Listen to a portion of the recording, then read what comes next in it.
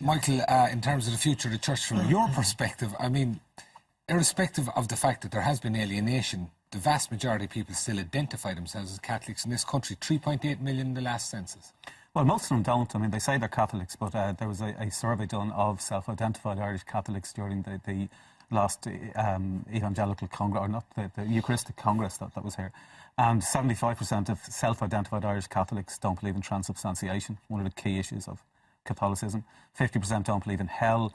15% don't believe that Jesus was the Son of God, and my personal favourite, 8% don't believe in God. But I mean, you don't have to believe in everything. A low hurdle. Yeah, but believing in God would be a pretty low hurdle for being Catholic. But you've got to look at it in a wider context. The Catholic Church is a global church. Its demographics are changing. 2/3 of Catholics are now in the global south, in sub-Saharan Africa, in Southeast Asia, in South and Central America. That's a part of the world where Catholicism is much more conservative on sexual issues, much more superstitious in terms of the current Pope recently endorsed an organisation of exorcists. He speaks of the devil as a person more often than previous popes. They're much more progressive on social justice issues. But what's happening is they're being left, that particular move means that the Western Church is being left behind by society, because in Western liberal democracies, science has taken over from the reality claims of the Church, and secular morality has taken over from. But you're suggesting there, Michael, that you're saying science to a large extent is taking over from religion, but people have a spiritual element. The human condition demands a spiritual element, and the obvious expression of that is through religion, one way or the other. Well, it is if you're in a part of the world where you're focusing on survival values. That's where religion thrives. As societies invest in things like communications, technology, education, health, moves towards democracy, self-perceived control of your life, then as people move away from survival values towards self-expression values, societies move towards secular rational values and away from traditional religious values. There's a website called the World Values Survey that shows all of that if you want to get the details. So that's what's happening in Ireland. The Catholic Church, as all churches, are losing the control that they once had over the people. However, in Ireland, they still have the control over the laws that were put in place when they did have the control over the people. So they still run 90% of our primary schools. There's still a law against blasphemy. There's still, you have to swear a religious oath in order to become president or a judge or Taoiseach in Ireland. So there's a lot of hangovers where the state and the politicians have to catch up with the people and move away from these rules that were put in place when the church did have that control. Fainche, there is something in what Michael is saying in terms of education. There's an anomaly in the amount of control that the church has over the primary school education in particular. Yeah, this is not exactly my area of expertise, so I would think, well, there's two things I always think about when we begin this debate about Catholic schools in Ireland.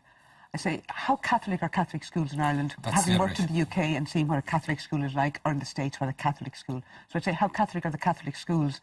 I myself had a Catholic education with the Mercy Sisters, and I would have had no problems with them whatsoever. They were, as someone said to me one day when I was a pupil, did you ever think of the nuns? They were the first feminists, and that really struck me, because if you look back in history, they were women who stood out on their own to do things without relying on men. So I think, from a woman's point of view, to be educated by good sisters was an excellent beginning. Well, if you're a woman growing up now, though, if you're a child growing up in a primary school, the new Catholic religious education programme tells junior and senior infants that the Holy Spirit impregnated Mary. They have a picture of Mary that they put up in the prayer table as a child, and they say that you have to tell children that Mary said yes despite being confused and afraid and not knowing what was going on. Now that's a very dangerous message to send to senior and junior infants in Catholic telling them anything, but just to go back to the schools. Are you approving of that? Just go back. I'm not approving of it. I'm saying the whole area of when you get into that area of relationships, children in junior or senior infants, I'd be very cautious about anything I would tell them. Just going back to the schools, I mean, we have a lot of schools which were originally Catholic schools, very, very Catholic schools. Today they're still there. They're still nominally Catholic schools. They are under a certain level of authority within the schools.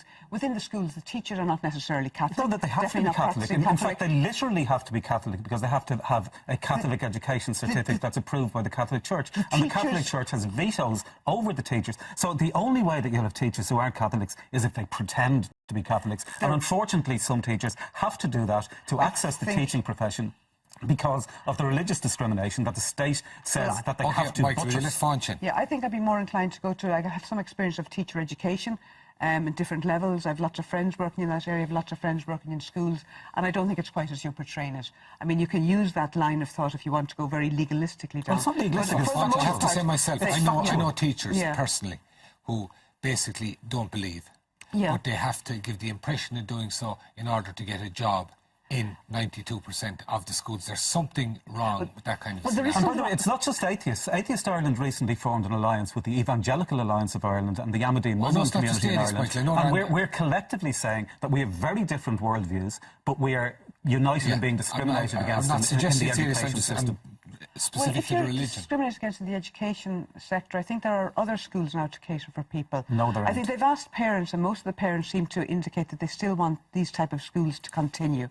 I think we need to look a little bit wider when we look at the schools. We need to think of the money that was put into them by a lot of religious, by a lot of energy. There's money continues to be put into them. Parents make decisions to send their children to schools. I suppose you have experience of teachers who are pretending they're Catholic. I know teachers in teacher training college have been, student teachers have been complaining a lot about these things. But I think maybe there will be changes coming. But I think when it comes, we need to be very careful that we don't throw out the baby with the bathwater. We need to be very careful when we're looking at it. It's a type of school, a type of ethos, a type of learning of how to get on with people. Fainche, Yep. when you talk about a type of ethos, I mean, I think as you It will said... be a Catholic ethos. Well, as you said yourself, what is a Catholic school? The ethos, does it differ much from the ethos in any multi-denominational, non-denominational or other denominational schools? I wonder about, the other denominational schools, like the Protestant schools would have the same sort of background, the same sort of possibilities, and I think they have to be allowed to have a Protestant ethos. The Catholic ethos and Protestant ethos are actually quite alike today, because we're not going down a strict doctrinal way of teaching. Look at the schools. But what you're doing there is you're segregating exactly, children on the basis of the religious or non-religious beliefs of their parents. Now, the Oireachtas Education Committee recently said that multiple patronage of schools and multiple ethos leads to inequality and segregation. What we need is an education system that teaches everybody equally and leaves religious and non-religious beliefs to churches and families. Okay, Peter, there is, I mean, the scenario that as it exists, and then we had the Forum of Patronage and Pluralism that had some very positive ideas, yet it would appear that the hierarchy at some level are resisting the divesting of patronage of some schools even. It would appear, I don't know much about the schools. I think the historical thing is that when we got independence, we wanted to assert our difference from England, that we were different, and England was Protestant, and so we were Catholic, and so we wanted to assert our Catholicism, and so the church became very dominant in the lives of, and people were very happy for that, and church education became the norm, and again, people were very happy with that. I think we've moved into a whole different era. We're in a multicultural society. And if you look at the results, the church invests a huge amount of resources and manpower, mostly manpower, in the educational system. And probably 90% of the young people who leave the educational system are either agnostics or atheists. If you were a business and you had that output from all that investment you put into it, you'd close the business Absolutely. down. So I think the church today is fighting a rearguard reaction. I'd hand the schools over to the state, to be honest, and I would continue if people who want to be educated as Catholic and people who want to learn about the Catholic faith, then we would find other ways of doing that rather than... You mentioned about it being regarded as a provider of services, one of those services, baptism. And I think there's a major issue there, that people are having their children baptised purely on the basis to ensure they'll get into I'm embarrassed by that. I'm absolutely embarrassed by it. The more fundamental issue, though, is that there aren't enough places in schools in certain areas. And so some criteria have to be applied to select the children who are going to be left out. Well, surely the criteria baptism is the one local of the children. criteria embarrasses me. I think that's absolutely appalling and unacceptable. But I think, I agree totally, and I think we need to realise that that's a very small number of situations. I think it's 47 schools that have been oversubscribed, they say. But, I mean, they use different criteria. One of the criteria, which I would also be uncomfortable with, is the criteria of baptism. But yet, at the same time, you've got to say, at the moment, it is a Catholic school. They have to apply some criteria. They do apply geographical criteria. They're not Catholic schools. They're state-funded schools that are run with a Catholic ethos. Siblings, you know, maybe your sibling or maybe a parent. So there are different criteria. Naturally enough, the baptism one is going to get a lot of media, and we have to ask questions about that. In other countries, it's used quite a lot, but they're very, very Catholic. But in other countries, any particular religion would have a relatively smaller proportion of the Well, schools, so therefore doing it is not the main. No, it's and I mean, but if you go to one of our schools, you will find that they're very inclusive. Like, especially around Dublin, I've been in various schools. Well, they say they're inclusive. They're inclusive if you're a Catholic. Like, one of the parents that came to us recently told us that they were trying to get a local school, and they went into the Catholic school, and they said, well, we've had this thing where we have a crucifix, and you can put the names of dead relatives on, as part of what they're doing. And he said, but what, we're not Catholics. What do you? And so we're very inclusive. If you're not Catholic, you can still put your dead relatives' names on the crucifix. So what they say is they're inclusive if you want to be a Catholic. That's not being inclusive. I think they're inclusive. I mean, fairness, Catholic schools are very welcoming of people of all backgrounds. That is simply not true. We have countless when there's a situation involving who gets in first, yes, there is that issue over the baptism service, and everybody acknowledges that. Once you get in, you're still discriminated against, because what the Catholic schools do, and they're allowed to do this by the state, is they integrate religion throughout the entire curriculum. So even if you exercise your constitutional right to opt your child out from the formal religious instruction classes, you're still going to get religion integrated throughout the rest of the curriculum. Well, through in nature study, children will be taught that God created this and other. During spelling, there's even religious things in terms of what they're spelling. During music, they're singing hymns. During art, they're painting pictures of the crucifixion. They integrate the religious ethos throughout the whole curriculum, and they're strengthening this at the moment. And what they're also saying is that they may be prepared to give up some schools in areas where they don't have the resources to run them, but in return they want a stronger Catholic ethos in the ones that they retain. Now, the ones that they retain that's a reasonable position. No, it's not, because the ones they retain will be more than 50% of the schools. So most secular or minority faith families will not only not have access to secular education, but will have as their only local state-funded school an even stronger Catholic school. Michael, there's about 40%, I think, of people still are pretty religious in terms of their religion. And that's fine, and they're perfectly entitled to be. Therefore, you say 40, 50%, whatever. If that is the number of church-run schools, surely they're entitled to strengthen their ethos. No, they're not, because there are 40% of people, or whatever percent of people, vote for Fianna Fáil. You don't have Fianna Fáil schools. You don't have communist schools. You don't have schools based on any other ideology other than religion. Religion should be taught by churches and families, and schools should be about teaching all of the children equally, regardless of the religious or non-religious beliefs of their parents. Fainche, what do you think of that? Well, obviously I would think differently. I mean, I would think, like Peter, that we need to, at least I think this is what Peter was saying earlier, that we need to consider where we actually prepare children for the sacraments, whether it be in the school or in the parishes. I think we need to look at those type of questions. I think of the Muslim schools and people who choose to send their children to Muslim schools, and I would respect them for that. Most Muslim parents want secular schools. When I get up in the morning, if I'm leaving late for work, my Muslim neighbours across the road, there's the father with 3 children now, it used to be 2, is taking them off to the local convent, what was a convent Catholic school just around the corner. Most Muslim parents want secular schools. He chooses to do that. I think of the schools, I have a friend working in Pakistan, and there are many schools there, Catholic schools, run by Irish missionaries and other missionaries, and they're full of Muslim students, maybe 90% Muslim students. So I think there's something more. I mean, they go there for a good education. There's a tradition there. And the fact that they're learning religious words or learning hymns, some are and some aren't. And the fact that they're learning a vocabulary of religion, I think they learn a vocabulary of many different things, and that should happen. I think we need to be a little bit easier. I agree that children of parents who don't want them to be educated in a tradition or in a faith have that right not to have them educated in that way.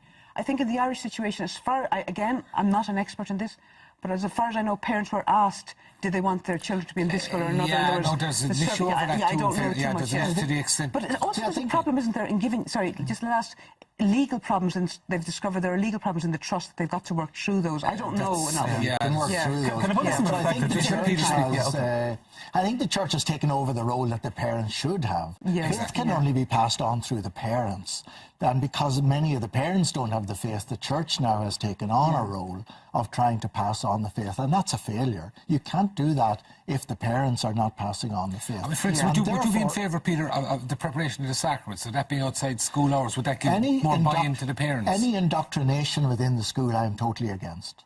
If you want to explain what the faith is, the faith which they're learning from their parents by growing up with their parents. If you want to explain what the faith is, that could be the role of the school. But any sort of indoctrination and trying to indoctrinate children in the Catholic faith, I think is totally unacceptable. I don't think you'd ever get a big job in the church with an I don't think so. attitude like that. But I think there is a movement towards having preparation for sacraments in parishes. It happens in other places. And I think there will be a move that way. It would also be another way of making the church... It's been resisted so far. Yeah, but It's been resisted, but there are moves that way. If you had even one school funded by the state, now I'm not suggesting we should have this, but if you had even one state-funded school that actively taught children that there is no God, and if you had even one set of Catholic parents that by force of circumstances had to send their child to that school, we would never hear the end of it until it was resolved. People would immediately realise that that's inappropriate. But they have a blind spot when it's the other way around. I mean, is there any chance of anything like that ever happening? No, because atheists don't want to indoctrinate children. Atheists want secular schools that are neutral. But are you suggesting there is no role in society at all for faith-based schools? What I think is that the state should fund a system that teaches everybody about religions and beliefs in an objective, critical and pluralistic manner, and that if people want to pass on their faith to children, they should do it outside of the state education system. Now, I would have no problem with people setting up their own private religious schools and funding them themselves, but that should be outside of the state-funded system. So you're saying we should go from a scenario whereby 92% of the schools are patronage under one or another. The church is no patronage. There should be none whatsoever. The state should run a neutral education system that is inclusive and respects everybody equally. It's not that difficult a concept. Well, it's not a difficult concept, but you're talking about going from one extreme well, to the other. All that you have to do is, all the state has to do, it doesn't even have to change patronages. It doesn't matter whether the patron is a bishop or a layperson or a Martian. You just say you have to run the schools according to human rights standards. What about the parents? What about the parents who are rights. citizens themselves and pay their taxes? Are they not entitled to have a faith-based school if that's No, what no, they're want? not, and I'll tell you why. And the United Nations Human Rights Committee has said this to Ireland when Ireland made that excuse about abortion, said it's the people's view and the people's wish. What the UN Human Rights Committee said to Ireland is that defeats the whole purpose of human rights laws. The purpose of human rights laws, which Ireland has signed up to, is to protect individuals from the tyranny of the majority. It's to protect the human rights of each individual person against groups of people who want to say, we will use the state resources to pursue our aims rather than an inclusive, collective education system that on patronage, on access, on curriculum and on teaching is fair to everybody. OK, on that note, we'll go for another quick break, after which we'll be joined by Lynn Rowan and Tara Deasy to preview the morning's papers.